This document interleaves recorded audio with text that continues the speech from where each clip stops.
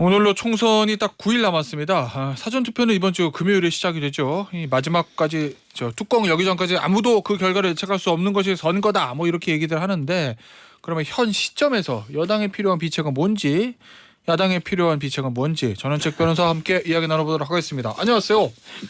예, 안녕하세요. 정말 제가 비책을 아는 것 같았으면 아마 국민의힘에서 나한테 진작 찾아왔겠죠. 그런데 찾아오는 사람들은 대부분 지금 판세가 좀 밀리는 데서 뭐 지분 유세한테 좀 도와달라 이런 얘기밖에 없어요.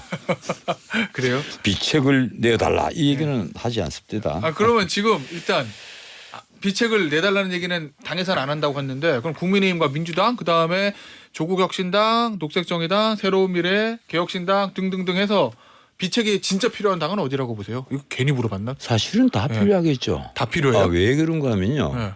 가령 그 민주당 같으면 지금 그 2월 달에는 추락하다가 3월 달에 반등을 하면서 지금 판세가 요동을 치잖아요. 특히 3월 들어와서 판세가 요동을 치는데 민주당은 아마 지금 속으로 많이 웃고 있을 거예요. 야, 우리가 드디어 승기를 잡았다. 드디어 151석 가능해졌다. 처음에 이재명이 노리던 건 민주당의 사랑화 이재명당으로 만든다. 두 번째 151석. 세 번째는 개항을 해서 내가 꼭 당선돼야 되겠다. 이 세 가지인데 세 가지 다 이룰 수 있다. 아마 이래서 만족의 웃음을 짓고 있을지는 모르겠습니다만은 아직까지 나는 변수는 많다고 봐요. 어떤 변수가 있어요? 지금 뭐 당장 민주당에 그 다 아시다시피 그 부동산 문제로 양문석 공영훈입니까 이렇게 난리가 났잖아요.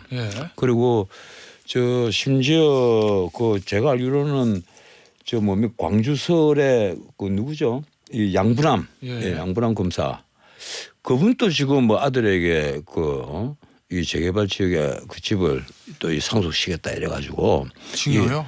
다의 부동산에 관련된 문제들 그리고 자신들이 부와 권력을 이용해서 자식들에게 그대로 부와 권력을 물려주려고 한 작태들 이것이 뭐 조국뿐 아니라 전부 다 그런 게 있단 말이에요. 이게 20대들이 가장 화를 내는 곳이 바로 이 부분입니다.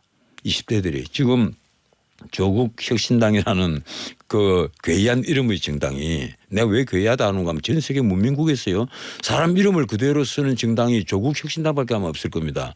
이 조국 혁신당이 돌풍을 일으킨다 이래서 우리 언론들이 막 부추기고 있는데 나 이 바람이 언제 꺼질지는 모르겠습니다만은 하여튼 돌풍은 맞아요. 그런데 그 돌풍 와중에도 20대는 지금 지지도를 보면요. 거의 없단 말이에요. 내가 오늘 뭐 지금 지지도 상세히 숫자로 얘기하지 말라니까 얘기는 안 하겠는데. 그거 말씀하시면 힘듭니다. 저희들이 힘들어요. 지금 벌써 찾고 있습니다. 밖에서. 거의 없단 말이에요.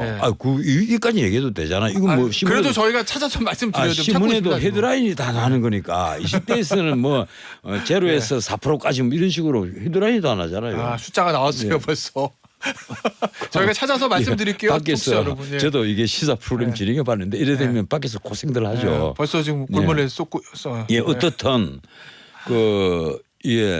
이런 상황이 벌어지는데 앞으로 남은 기간 사실은요 선거가 지금 우리나라 선거 사흘이잖아요. 사전선거 2번 이틀. 그리고 지금 사흘밖에 안 남아. 오늘 빼면 사흘입니다.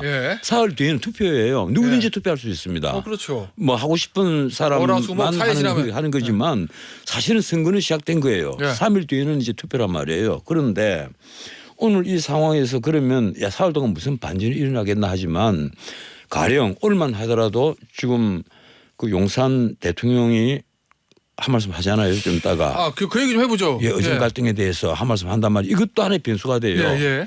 나는 그거부터 얘기해 볼까요? 변수? 먼저 변수를 알려면 왜 국민의힘이 2월 달에 승승장구해서 쫙 올라가던 국민의힘이 3월 달에 처박혔느냐. 그게 과연 이종석과 황상무 때문이냐. 아니에요? 하는 것부터 고민을 해봐야죠. 진짜는요. 나 그게 아니라고 봐요. 근데 보면 정말 국민의힘이 처박힌 것은요. 그게 아닙니다. 이종섭도 아니고 황상무도 아니에요. 그럼 뭐예요? 사실은 대통령실의 시금방입니다. 오만했단 말이에요. 대통령실 자체가 그게 오만한 때문에 지금 고기를 다 돌린 거예요. 그러니까 이종섭 저 황상무 그거는 오만한 때 나온 조그만 하나의 필린에 불과해요. 이 격까지다. 예, 격까지에 불과한 거죠. 진짜 뿌리는. 예. 예. 대표적으로 오만한 게 바로 의정 갈등이잖아요. 지금 예. 가령 의과대학 정원을 3,000명을 5,000명을 늘린다는 거. 일단 그 시건방이라는 표현은 좀 과한 표현이기 때문에 저희가 좀 순화하는 걸로. 내가 대통령이 시건방지다 소리 안 했어요. 대통령이 실이. 예, 뭐 어쨌든 제가 5만으로 정리하도록 하겠습니다. 저도 이 나이까지 살아봤는데 예. 그 정도 표현을 못 합니까? 나는 해도 된다고 봐요. 왜 그런가 하면요. 대통령실이 그렇게 했습니다. 지금까지. 오만했다. 예, 그렇게 했단 말이에요. 특히 저 뭐에 관해서요? 과거 이 정권이 출범하고 나서부터 한번 쭉 과정을 한번 보세요. 한때 가령 당 대표 출마한다 이래서 저쪽에 그 동작을에 누굽니까? 나경원, 그다음에 안철수 이 쳐내기 위해서 대통령실이 아무 말도 하지 않으면 아무 일도 일어나지 않을 것이다라는 당시 정무수석이 요거 말씀하시는 거죠. 예. 그것뿐입니까? 예. 내가 지금 가령 이렇습니다. 지금 나는 이 정권의 인사가 어떤 절차를 거쳐서 어떻게 이루어진지 모르겠는데 한번 생각해 보십시오. 대통령실에 정책실장을 만들었어요. 그 정책실장이 이완섭이가 한 달 만에 비서실장으로 갑자기 옮겼습니다. 예. 과연 문민국에서 이런 일이 벌어질 수가 있는 겁니까? 그러면 안 되는 거예요? 한번 생각해 보십시오. 장관이 석 달 만에 장관이 바뀌어요. 예. 장관 임명하고 석 달 만에 바꿨습니다. 그리고 그 장관은 수원에 출마를 해요. 그러면 대통령이 적어도 그걸 브리핑을 해야 합니다. 미국 같으면 장관이 바뀌면 당연히 대통령이 브리핑을 합니다. 나는 이분을 이래서 떠나보내고 이분을 새로 임명을 합니다. 이렇게 해서 기자들에게 브리핑을 합니다. 왜 내가 오만하다고 얘기하는가 하면 대통령이 취임을 하고 당선된 날 기준으로 하면 지금까지 기자회견 딱 한 번 했어요. 취임 100일 기자회견. 기자회견을 하지 않습니다. 전 정권에서 가장 문제되는 것이 뭐냐. 우리가 문재인 정권대로면 기자회견을 안 하느냐. 왜 소통을 안 하느냐. 이 얘기를 늘 했단 말이에요 우리가. 네. 그런데 보수가 정권을 찾아오고 나서 보수가 또 보수 정권 보고 또 이런 얘기를 해야 되는 거예요. 왜 기자회견을 하지 않죠? 왜 안 합니까? 왜 우리가 소통하자고 하면서 직접 가장 편한 소통인 기자회견을 하지 않느냐. 소통 중 가장 편한 게 기자회견이에요. 도우 스태핑보다 훨씬 더 편합니다. 도우 스태핑은 느닷없는 질문도 받고 느닷없는 대답을 해야 되지만 기자회견은 미리 한 대시간만 공부를 하면 대충 질문 다 나오고 답변 다 나오잖아요. 네. 그러니까 어쨌든 전 변호사님 얘기는 지금 그동안 기자회견도 하지 않고 국민과 소통하지 않았던 대통령실의 오만 그게 지금의 국민의힘이 판세가 좀 어려워진 근본 원인이다 이 말씀이신 거죠? 적어도 장관을 바꾼다 이러면 장관을 얼마나 많이 바꿨습니까? 장관을 바꾸는 것 같으면요. 가령 대통령이 이게 대변인실에서 브리핑해 아니면 뭐 비서실장이 브리핑하세요 이러면 아닙니다. 이건 대통령 각각에서 직접 하셔야 됩니다. 자, 그래서 대통령님께서 직접 하십시오. 그렇지 않으면 위험해집니다. 예의를 해야죠. 그래서 그저 오만의 예로 이제 기자회견이나 국민께 직접 설명하지 않는 거 그다음에 의정 갈등 처리하는 문제 요거 두 가지 이제 예를 드셨잖아요. 예. 근데 오늘 대통령이 오전에 대국민 담화 발표한다고 그랬어요? 예. 지난번 아마 11월 말에 강서구청장 보궐선거 패배 이후에 한 12일 한 4개월 만인 건데 오늘 저 의정 갈등에 대한 입장을 발표한다는 거잖아요. 그 입장만 발표한다는 거죠. 그에 따라서 아마 질의응답을 받을지는 모르겠습니다만 그 입장을 발표한다는 건데 이렇습니다. 만에 하나로 아니에요. 오늘 아침에 이 신문 기사를 쫙 보면 어제 한밤중에 이게 나왔잖아요. 보면 이미 조선일보 같은 경우는 대통령의 뜻은 불변이다. 2,000명에서 절대 이거 깎아주지 못한다. 일단 언론의 예상은 예. 2,000명 증원을 하게 된 그 근거를 국민께 소상히 알리고 의료 개혁을 위해서 의료계에게 대화를 제의한다. 이런 내용으로 할 거라고 예측은 기사는 나왔어요. 그 얘기, 그 수준의 만약에 담화에서 마친다면요. 한번 듣고 보십시오. 내일부터 폭망합니다. 안 하는 일만 못합니다. 아 그래요? 그럼요. 이미 그건 대중에 다 알려져 있는 거예요. 윤 대통령이 고집을 피우고 있다. 2,000명 증원하는 거 조금도 못 바꾼다. 이 산수하면 이 2,000명도 부족하다. 윤 대통령 하는 소리잖아요. 그리고 윤 대통령이 어떻게 누구에게 보고를 잘못 받았는지 모르겠습니다만 지금 가령 서울의대의 임상 교수까지 교수가 뭐 몇 명인데 학생들 더 늘려도 충분하다 뭐 이런 식이란 말이에요. 그러면 그런데 변호사님 핵심은 2,000명 고집하지 않겠다 이 메시지가 들어야 된다는 말씀이신 거죠. 국민들에게 일단은 국민들이 뜻이 무엇인가를 듣고 싶어하고 그리고 국민들의 뜻이 그렇습니까? 알겠습니다 하고 고개를 숙이는 모습을 보여야죠. 근데 이 정권 들어서 그런 모습을 단 한 번도 안 보였어요. 문제는 그겁니다. 국민들이 뜻을 물어봐야 되는데 가령 의료계 정원을 2,000명을 하는 거 다 좋아요. 뭐 2,000명을 하든 5,000명을 하든 10,000명을 늘리든 그건 늘릴 수 있으면 늘려야죠. 그런데 그 과정에서 의료계 의견을 하면서 물어봤습니까? 안 물었잖아요. 그리고 국민들 의견을 하면서 수렴했습니까? 대통령실에서는 아니잖아요. 의료계 얘기 들었다고 뭐 에이, 얘기했어요. 무슨 얘기예요? 듣고 싶은 사람 얘기만 들었겠죠. 불러서. 일단은 그건 추정. 예. 공식적으로 의료계 의견을 수렴한 적이 단 한 번도 없습니다. 공식적으로 수렴을 해야죠. 아니 그러니까 그래 의견도 다 대통령실에서는 내놓을 거 의견을 아니에요. 들었다고 얘기를 했기 때문에 제가 말씀을 드린 거예요. 그거는 이 경강부양한 얘기고.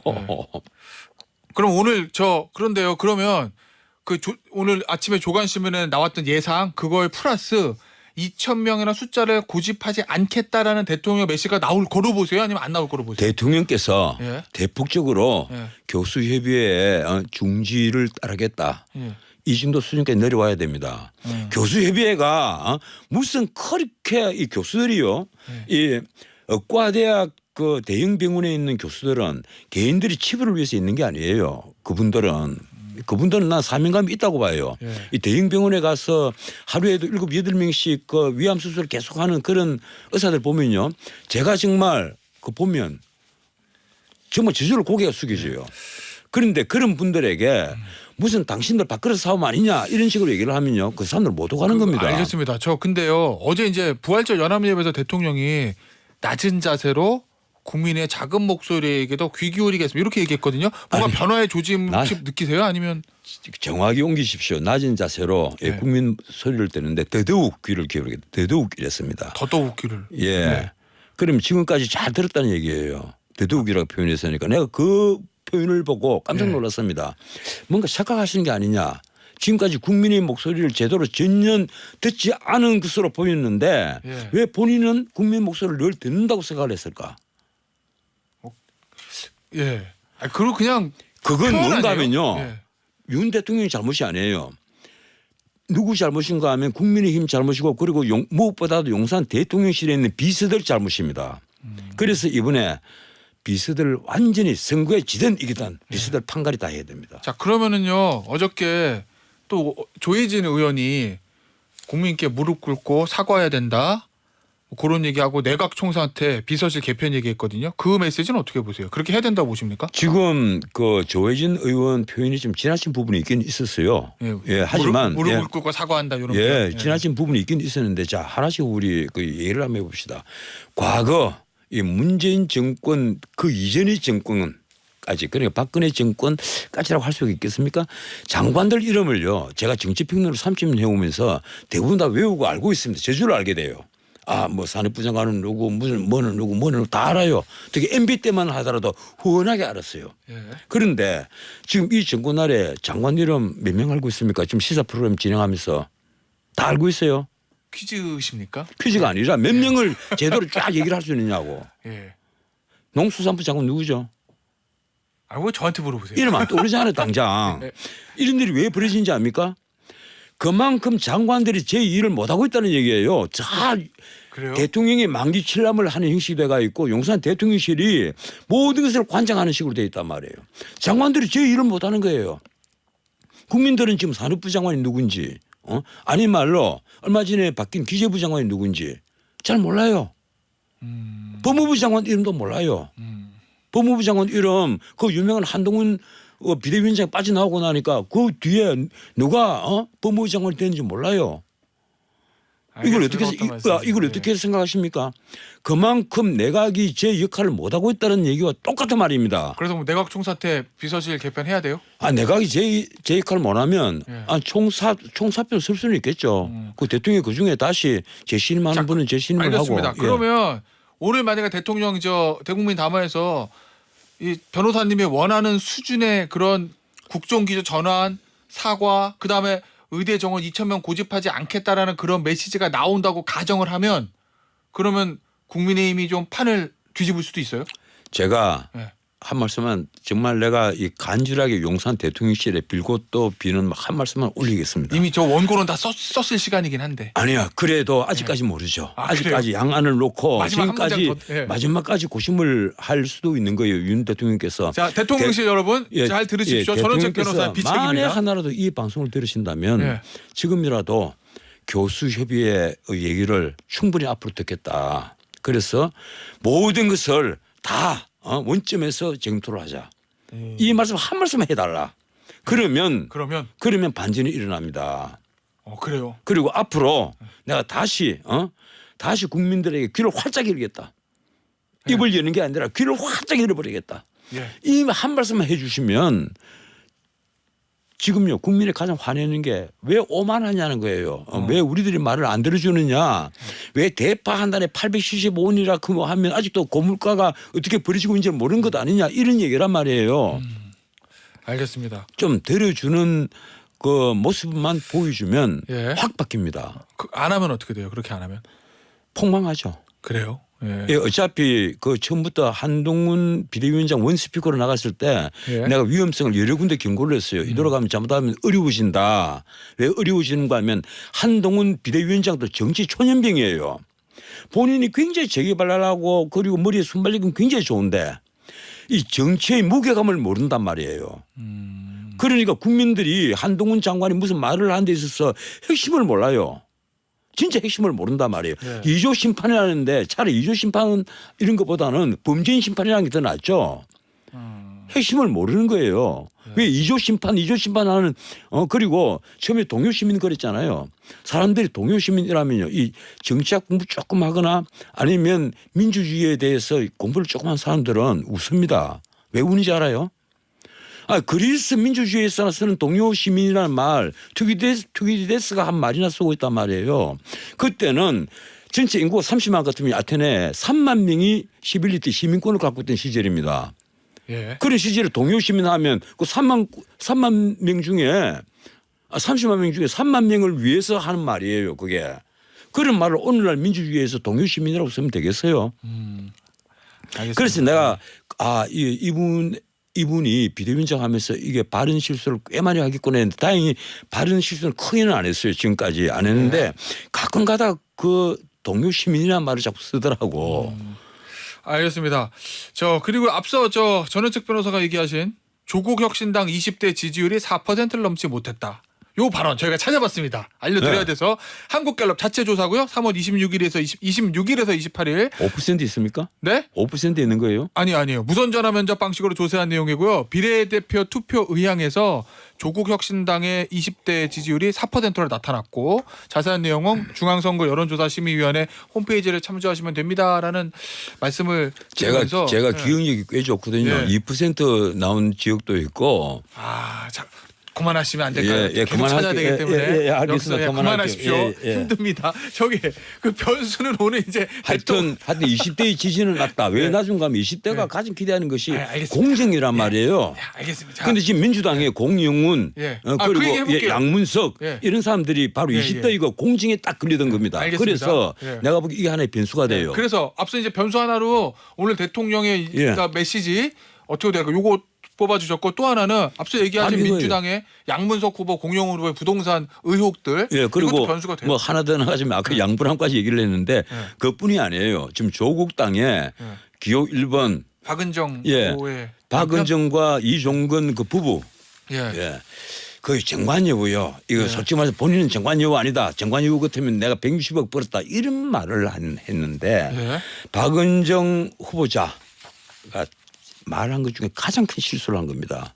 그런 말은 절대로 변호사시니까 그거 한번 말이죠. 질문 드려보죠. 그 이종근 후보가 1년 동안 수임해서 한 40억 정도 재산이 증가를 했다. 그리고 이 다단계 사건 다단계 사기를 쳤던 가해자를 변호했다. 요 부분에 문제가 되니까 박은정 후보가 내 남편이 정관유어 받았으면 160건을 수임했으니까 160억을 벌었어야지. 검사장들은 한 5천에서 1억 정도 받는데 1년 동안 160건에서 160억 벌었어야지. 그것도 아닌데 무슨 정관이오냐 이런 식의 발언을 했거든요. 그게 이제 문제다 이런 말씀이세요? 정관 여우를 정관 이유가 없는데 41억을 벌였다면요. 그 사람은 변호사로서 굉장히 뛰어난 순발력을 가지고 있고 그리고 일 처리하는데 엄청난 속도를 가진 그런 변호사입니다. 그렇지 않습니까? 변호사 해봤잖아요. 네, 지금도 하고 있어요. 그런데 그건 말도 안 하는 거예요. 솔직히 말해서 대한민국이 망하면요. 왜 망합니까? 대한민국 왜 망한다고 생각해요 앞으로? 나는 나는 이미 나이를 먹을 대로 먹었으니까 우리 후대들에게 내가 경고를 합니다. 대한민국 왜 망하겠어요? 하나는 포퓰리즘, 또 하나는 바로 이 정관 이후 같은 부패. 그래요? 부패 때문에 망하는데 부패의 핵심 중에 핵심이 바로 정관 예우예요. 근데요. 정관 예우가 법조계만 있는 게 아닙니다. 이제는요 온 모든 그 관청에 정관 예우가 있어요. 그런데 더 놀라운 것은요. 우리나라 톱 클래스 법무부인들 쫙 한번 보세요. 변호사들이 영입되는 게 아닙니다. 제일 위에 총리 지낸 사람, 장관 지낸 사람, 변호사 자격하고는 전혀 상관없는 분들이 법률회사에 영입이 된단 말이에요. 연봉에 10억, 20억 하면서 그거 뭐 때문에 영입하겠어요? 자, 일단 바로 정관여우 로비 때문에 영입하는 거예요. 이것 때문에 대한민국 망합니다. 일단은 제가 사실관계표 말씀을 드리면 방은정 후보의 남편인 이종근 변호사가 검사장을 지내고 변호사를 개업했어요. 근데 검사장 지낼 때 이 다단계 사기 사건 요거를 수사를 잘해가지고 다단계 사건 수사 잘했을 때 본인이 뭐라고 얘기했어요? 그 피해자를 위해서 나는 처음에 변호사 하면서 다단계 전문 이렇게 광고를 했을 때 내놨을 때 아 피해자를 위해서 활동을 하시는구나. 나 그렇게 알았습니다. 지금 얼핏 내 그 뉴스를 봤거든요. 그런데 그게 아니에요. 가해자를 변호를 한 거 아니에요 지금. 그거는 정반대죠. 그래서 언론 보도 따르면 뭐 그 한 건으로 20억을 받았다라고 했는 22억이죠. 아 그래요? 2억을 왜 줄입니까? 그건 혹시 부가세가 아닐까 싶어서 어찌됐건 그런데 이제 이종건 변호사는 사임을 하겠다라고 밝힌 상황이고 근데요 저도 변호사고 우리 전원책 변호사는 변호사지만 이게 어쨌든 수임하고 세금 다 냈으면 문제 없다 이렇게 볼 수도 있는 거 아니에요? 우리 때는요. 제가 처음에 개업했을 때 서울에 개업한 변호사 1000명도 안 됐어요. 그런데 그때 가만히 있으면 막 그 고객들이 찾아올 때거든요. 정말 그 선임해서는 안 될 사건은 선임을 안 했습니다. 어떤 뭐 이혼하자고 그 악의 웃고 오는 사람들 그걸 막 달래가지고 다시 재결합시켜준 예도 있어요. 알겠습니다. 자 그러면 변호사도 어느 정도 변호사님 보시기에 이 이종근 변호사의 문제는 어디가 제일 문제라고 보시는 거예요? 내가 얘기했잖아요. 정관여우. 그래요? 나는 그 정관예우 운운하 하는 거는요. 근데 정말 보면 정말 침을 뱉어주고 싶어요. 그건 본인의 이익을 위해서 우리 사회를 부패시키는 겁니다. 알겠습니다. 이 박은정 후보자의 남편인 이종근 변호사에 관한 요 전원책 변호사의 논평에 대해서 박은정 후보에게 저희가 반론의 기회를 드리겠다는 점 제가 말씀을 드리고요. 박은정 후보자나 또는 조국혁신당 관계자들이 원하시면 언제든지 저희가 인터뷰 시간을 내드리도록 하겠습니다. 그리고 저도 분명히 말씀드리지만 제가 뭐 이종근 변호사한테 침뱉다는 얘기가 아니에요. 그런데 다만 이 정관예우만은요. 우리 사회에서 정말 뿌리 뽑아야 돼요. 그리고 정관예우가 아닌데 1년 또 안 되는 기간이잖아요. 1년이 아니에요. 1년이 안 되는 기간에 41억을 벌었다면요. 알겠습니다. 그건 뭔가 특단의 일이 있었겠죠. 알겠습니다. 자, 정당 지지도 관련해서 20대에서 조국혁신당 2% 나온 거 저기 찾아봤습니다. 있어요. 한국갤럽 자체조사고 26일에서 28일 무선 전화 면접 방식으로 조사한 것이고요. 자세한 내용은 중앙선거 여론조사심의위원회 홈페이지에 참조하시면 됩니다. 오늘 여기서 마무리하죠. 전원책의 비책 전원책 변호사였습니다. 감사합니다.